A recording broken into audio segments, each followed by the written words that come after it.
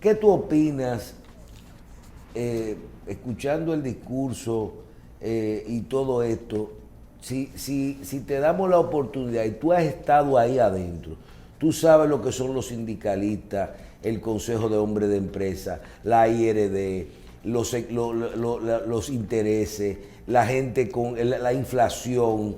A ti no hay que explicarte nada de lo que está ahí adentro en un momento en eso.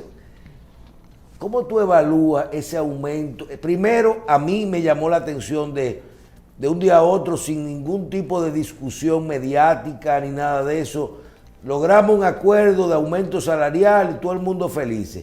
Se logra la categorización o segmentación de las empresas, se categorizan por cantidad de empleados. Por su cantidad de empleados y por sus ventas. niveles de venta y bruta, y automáticamente hay un aumento salarial que promedia un 20%. ¿Cómo tú evalúas esta medida, si es satisfactoria o dentro de lo posible, vamos a decir, porque hay una inflación también y había un aumento salarial pendiente? Háblame de esto, que para la gente que está ahí le interesa muchísimo saber si esto es así o si simplemente fue un anuncio. Varias cosas. Yo creo que un aumento salarial muy necesario. La canasta familiar ha aumentado mucho en los últimos meses. Creo además que haberlo hecho en el medio de que hay empresas que todavía están teniendo dificultades.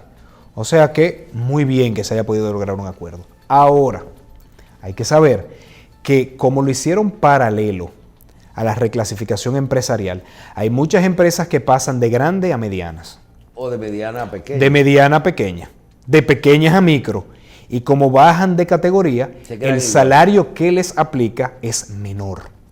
Entonces, el aumento salarial va desde un 7% en algunos casos a un 19% en otros casos.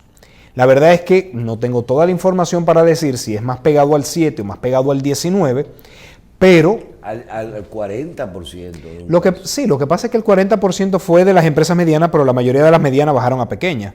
Entonces, pero la denominación existe, sí, a lo mejor fue un 5%, pero... Por eso es que digo, va a haber aumentos desde un 7% hasta un 19%. Entonces, la verdad es que positivo, pero tampoco tan grande, y los dominicanos lo van a ver en su aumento.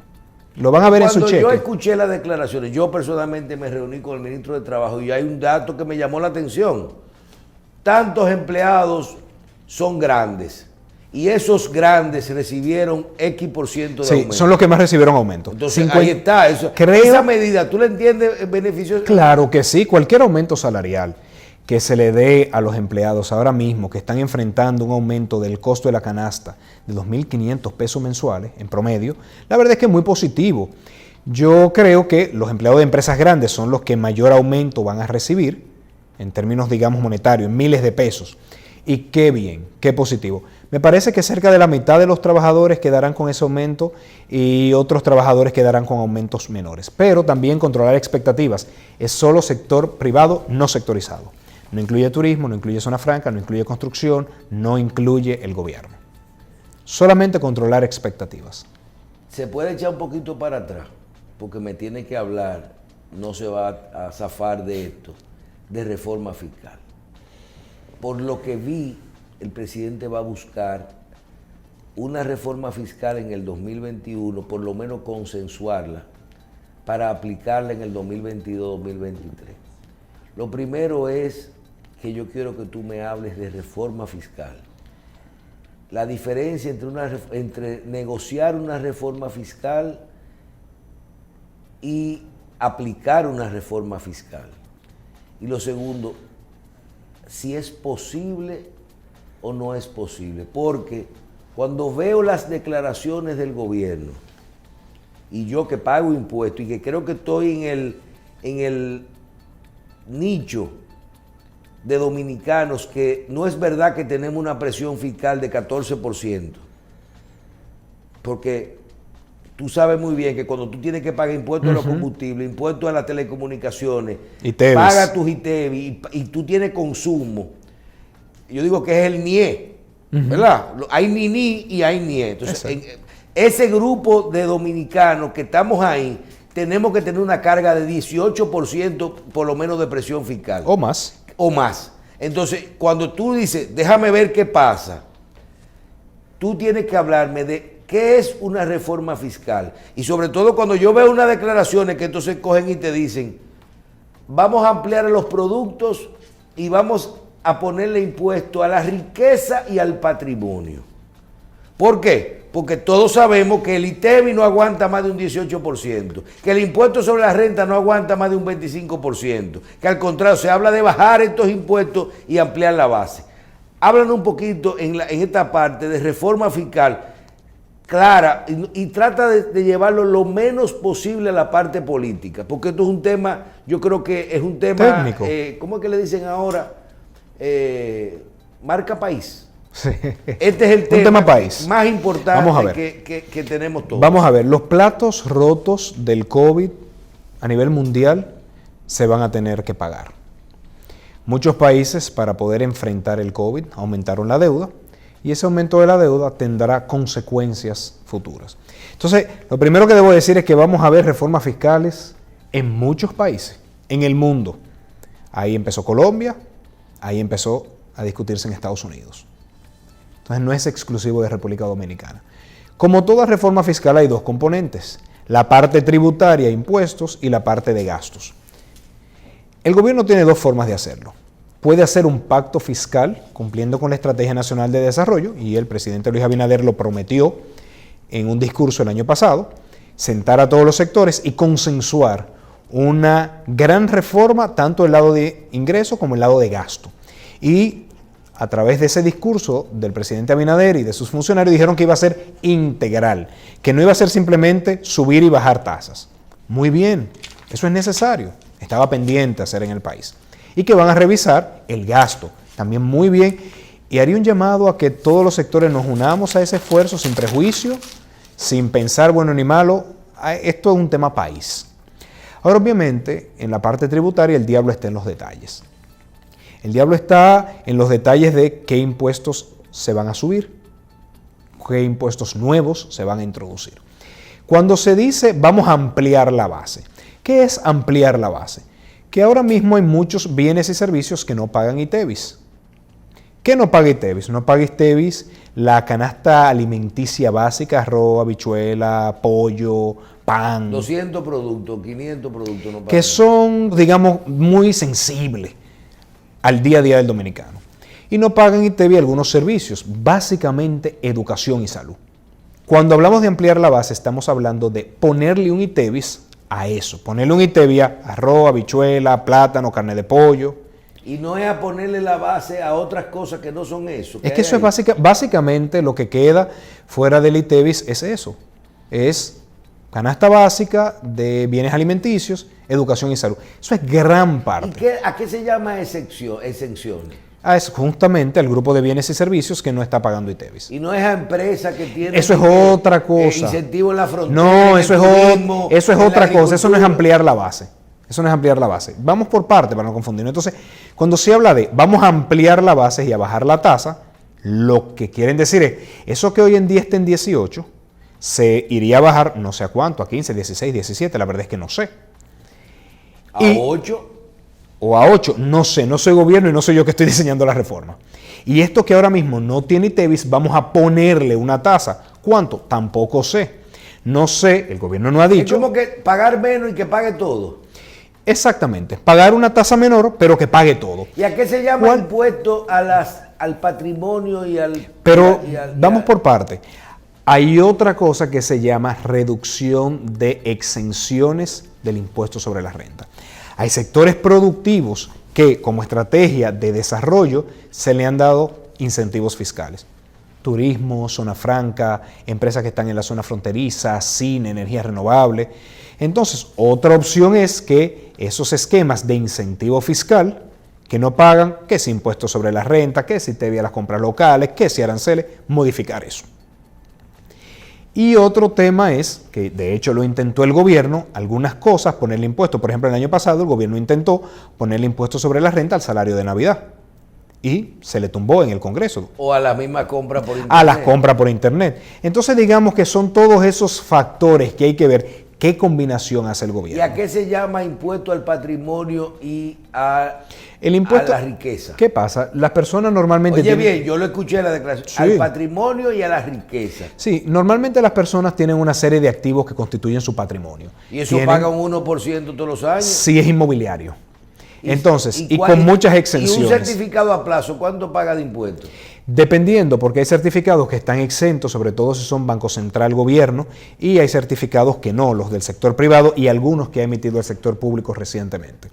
Pero cuando una persona habla de su patrimonio, todo lo que tiene terreno, tiene obras de arte, Acciones. tiene acciones, tiene entonces, ¿Qué a usted eso cree se que le puede están poner. hablando de subir ese patrimonio, de ponerle impuesto a eso? Puede ser, es que yo no soy gobierno, yo no estoy diseñando reforma fiscal, yo leo los titulares. Pero usted sabe que usted no es Pero capaz el de- diablo está en los detalles. Entonces hay que ver qué del patrimonio se le ¿Y pondría a qué impuesto. se llama entonces al patrimonio y a la riqueza? ¿A qué es la riqueza? Normalmente esos dos conceptos son muy similares. O sea que habrá que ver cómo lo están diferenciando. No sé si sería Para los beneficios. Es por eso es que digo, es que hay que ver cómo lo están definiendo, porque si es los beneficios, es la renta, que está grabada. ¿Usted cree Entonces, no- realmente, y usted que ha analizado los modelos y los precedentes en muchos países, ¿usted cree que si se disminuyen algunos impuestos, no sé, no quiero discutir el tema de ampliar la base, porque yo personalmente creo que hay cosas que no se le debe de poner impuestos, como la educación, a la salud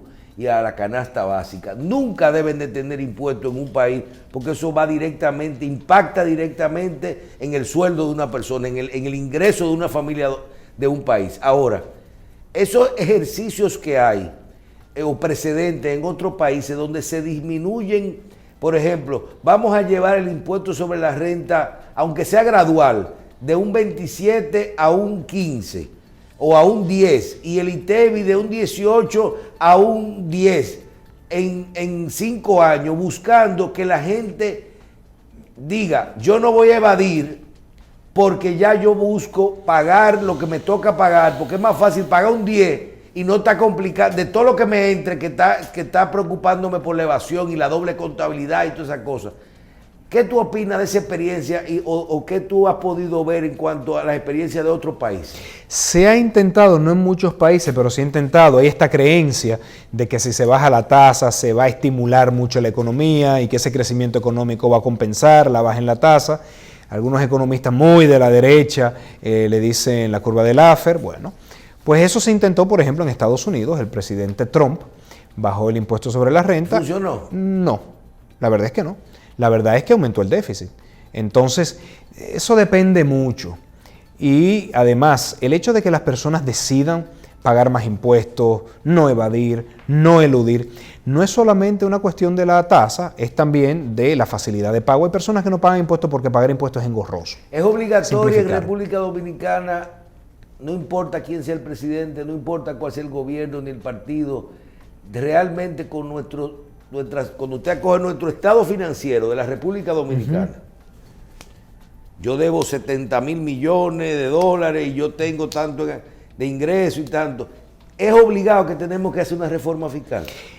El programa de gobierno de Luis Abinader establece que ellos tienen cálculos de cerca de 129 mil millones de pesos anuales que los gobiernos pasados estaban usando en gasto dispendioso, en gasto innecesario, y que ellos lo iban a suprimir y eso se iba a gastar bien. Si eso fuese verdad, no es necesaria una reforma tributaria. Entonces, yo creo que la discusión debe iniciar en eso. Millones que no hemos endeudado bien o mal. Absolutamente. Si ellos son capaces de honrar la promesa de que 129 mil millones de pesos identificados, que se puede reducir y mejorar la calidad del gasto, si eso fuese verdad, no es necesaria ninguna reforma fiscal. Entonces, que inicien por ahí, dando cuenta de esa promesa escrita. ¿Cooperaría el PLD si buscara consenso el PRM en hacer una reforma fiscal? Yo creo que el ¿O PLD estaría totalmente opuesto a esa medida? Yo creo que el PLD lo primero es que tiene que ver qué tipo de reforma fiscal. Mire, el PLD nunca se ha manejado en la oposición, o al menos vamos a decir en este año y días que tenemos de oposición,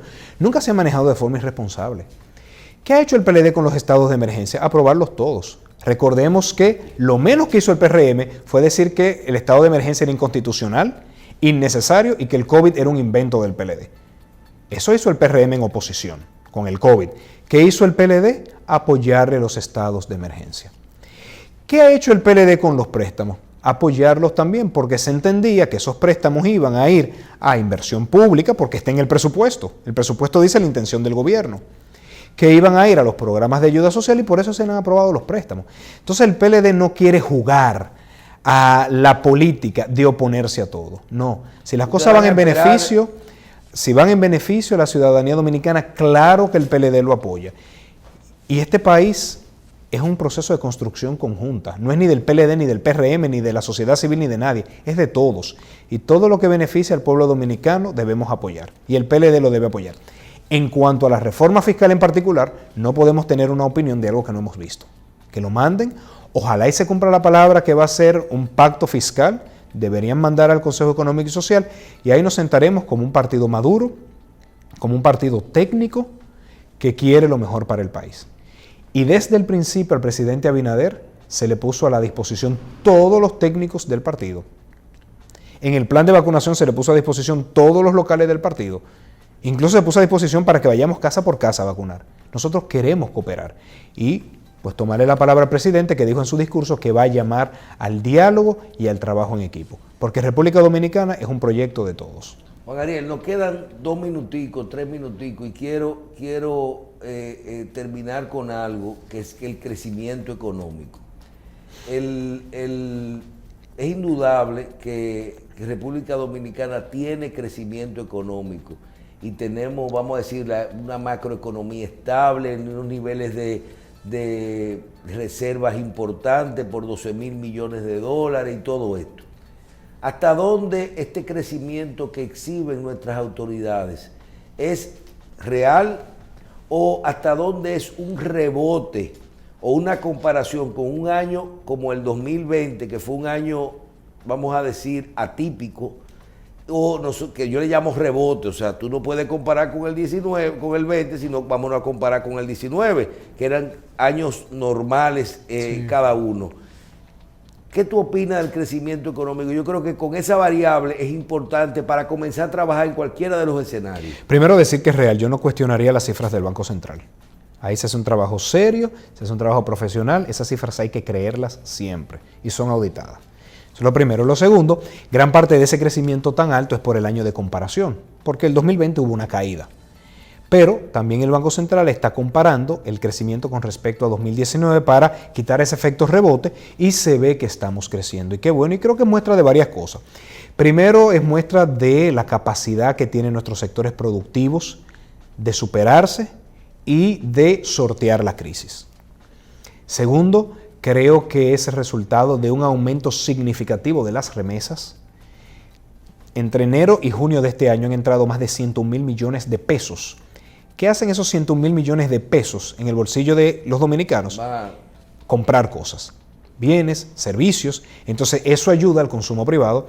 Y creo que en tercer elemento es que la política monetaria, como ha venido fomentando la construcción, los datos muestran que construcción es lo que más está creciendo. Porque eso pasa cuando el Banco Central tiene unas tasas de interés tan bajas, libera encaje, facilita que se hagan préstamos. Entonces yo creo que son esas tres cosas lo que más explica este crecimiento que estamos viendo, que es real, que es bueno y que todos debemos apoyar. Licenciado, gracias. Gracias por la invitación. Yo creo que hemos abordado casi todos los temas. Vamos a prometerle a los televidentes que tenemos más adelante que hablar un poquito, que quería tocar el tema, su opinión sobre la devolución de los fondos de pensiones y el incremento de los precios, pero yo creo que tendremos que hacer muchos programas todavía porque la situación no es nada fácil. Gracias, licenciado, por su participación hoy. Gracias.